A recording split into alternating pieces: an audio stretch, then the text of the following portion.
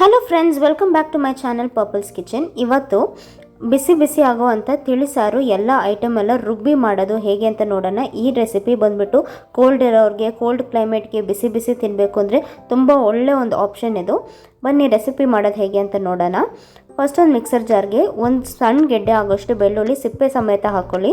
ದಪ್ಪ ಬೆಳ್ಳುಳ್ಳಿ ಹಾಕೋತಿದ್ದೀರಾ ಅಂದರೆ ಸಿಪ್ಪೆ ಬಿಡಿಸ್ಕೊಂಡು ಹಾಕ್ಕೊಳ್ಳಿ.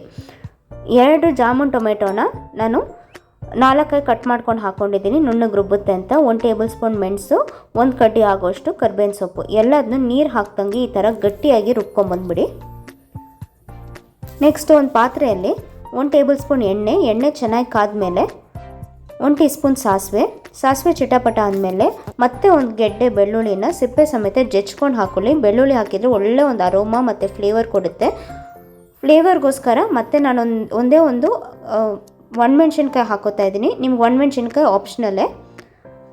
ಮತ್ತು ರುಬ್ಬಿಟ್ಕೊಂಡಿರೋ ಅಂಥ ಟೊಮೆಟೊ ಪೇಸ್ಟು ಚೆನ್ನಾಗಿ ಮಿಕ್ಸ್ ಮಾಡ್ಕೊಳ್ಳಿ.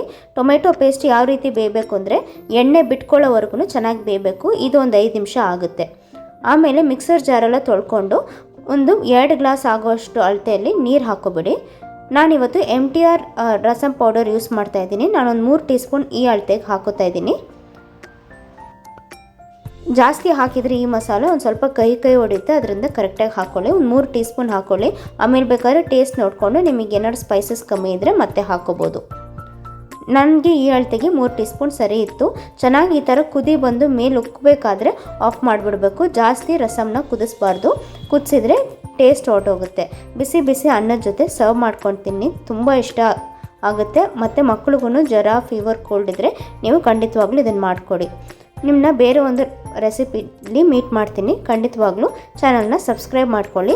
ಇಷ್ಟ ಆದರೆ ಎಲ್ರಿಗೂ ಶೇರ್ ಮಾಡಿ. ಬಾಯ್.